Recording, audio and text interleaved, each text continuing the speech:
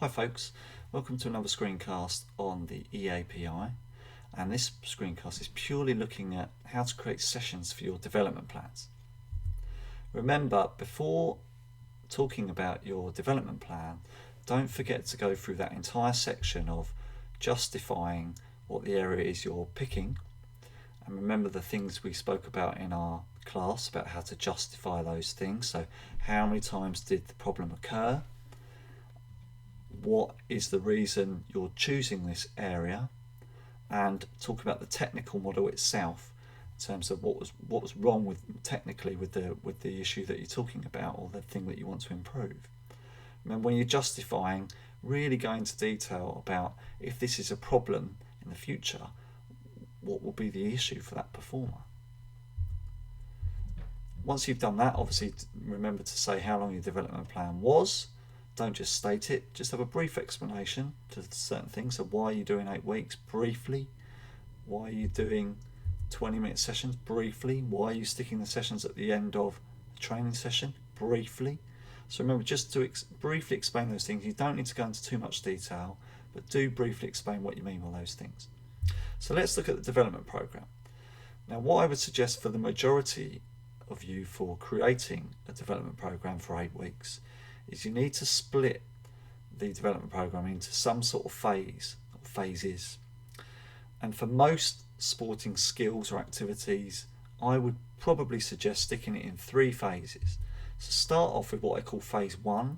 You might want to correct the technical error, and it's up to you how many drills you have in this phase. And remember, you're saying to the exam board as a minimum you're doing 8 training sessions, so 8 drills. So you might want, say, 3 drills in the first phase to correct that error, so it's really consistent. You might only need 2. You've got to remember you're dealing with somebody who is your level. They are not a cognitive learner. They're most likely an associative learner or higher, so that you can start quite advanced. Think about the skill that you're looking at or the element that you're looking at. If you had that problem, how would you do this drill? So we're going to look at it from that point of view.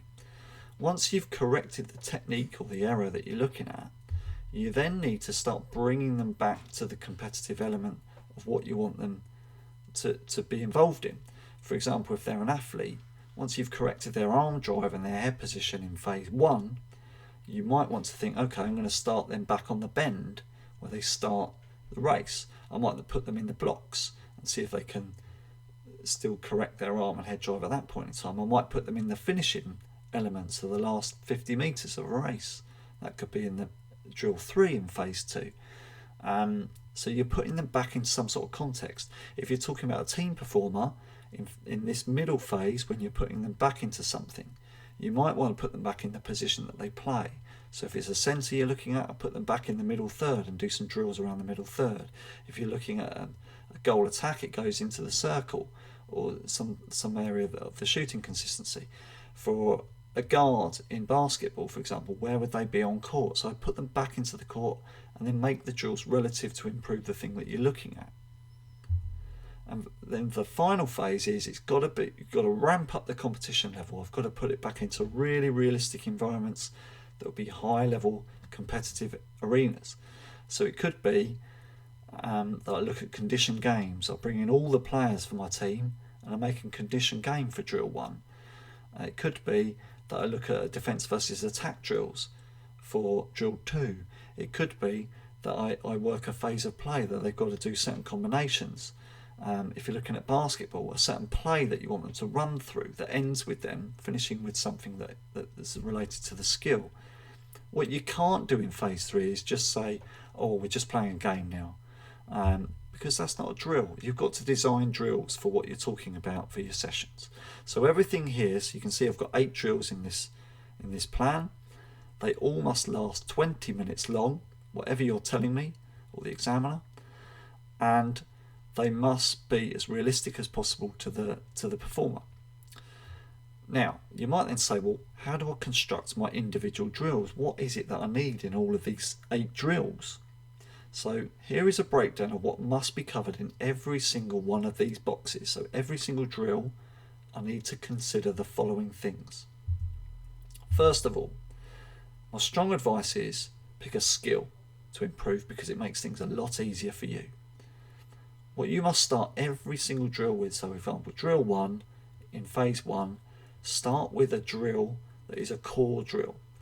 Okay, so design a practice that you want to use. It could be, I'm going to do some form of 20 metres for my individual athlete, and they're going to do A skips from the start of 20 metres to the end of 20 metres. Purely A skips, they're going to repeat that 8 times. For example, that might be my core drill, or it could be a netballer wants to improve their passing. They want to start with correcting the technical error, so I want to put them 10 yards apart, and I want them to pass between themselves and one other partner using a simple chest pass, so I can analyse their form and technique. That's my core drill, right? Now, once I've started with that core drill, I've got to think about that concept of 20 minutes. I then need to progress that drill as many times as I need to cover the 20 minutes, and also progress it enough times to cover the idea of, is it realistic enough? For example, my netballer, mostly associative level, can pass the ball a chest pass easy, so I need to make that much more difficult very quickly. So I might then add in some defenders to that drill. I might then get them moving around that drill. I might then get them passing to certain areas and then they have to move. And this is still the same session. It's still my 20-minute session. I've just made it much more difficult. As a minimum, I'd say you want 2 progressions for every drill that you talk about, but you can go as many times as you need to cover the 20 minutes. But your progressions must be more complex. They must make it more difficult, must make it more challenging for every single one of the 8 drills that you're talking about. Once I've done enough progressions in the drill, I must make sure there's something competitive in that drill when I'm talking about it. For example, it could be I want the performer to do so many of these passes in 2 minutes, and I'll time it and I'll say, can you beat it next time? Suddenly it's become competitive. I might want to add 2 defenders in. If the defenders get it, they get 3 points. If my player gets it and makes a successful pass, they get 10 points. So I make it something competitive, a little competitive game in the drill, what we're talking about. You've got to put that in there somewhere. Once I've explained all of those bits for the drill, I then talk about my coaching points as we explain in class. So what coaching points do I want to look at? So in this drill, I want, in the passing drill for the netballer, I want to make sure they've got a good W position with their hands as they pass the ball forward. Try and get 1 coaching point per drill that you explain. So if I'm doing 8 drills, I need 8 different coaching points. I can't repeat my coaching points once I've given one.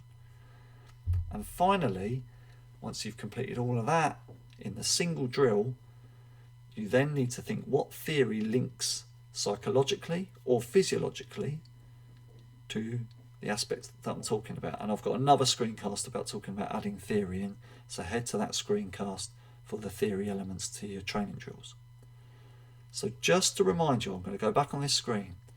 For every one of the 8 drills that you are talking about in your training program, they must have everything that is on this screen now. Every single one of the 8 that you're doing. If you've made it too basic, you're going to lose a lot of marks. So you need to make sure whatever you're talking about lasts 20 minutes and it becomes challenging enough for the level of the performer that you are talking about. Okay, as always, thanks for listening, and if you need any more help with the EAPI or anything else to do with OCR A-Level PE, head to the iSpeakPE channel on YouTube.